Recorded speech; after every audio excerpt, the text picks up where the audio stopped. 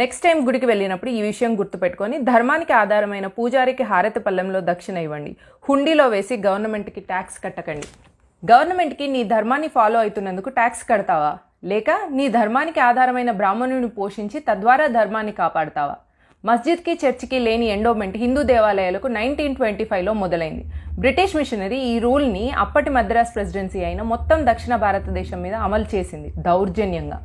Madras presidency కింద ఇప్పటి ఒడిశా, కర్ణాటక, తెలంగాణ, ఆంధ్రప్రదేశ్, తమిళనాడు, కేరళలోని ముఖ్య దేవాలయాలన్నీ వస్తాయి.